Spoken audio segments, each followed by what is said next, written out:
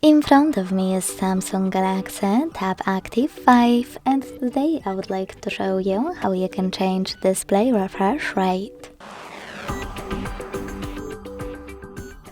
Begin by opening Settings and hitting Display. When you're ready, tap on Motion Smoothness and tap on one of the available options, Adaptive or Standard. Wherever you decided to save your changes, hit Apply at the bottom. So when I do that, as you can see, screen refresh rate of this tablet has changed.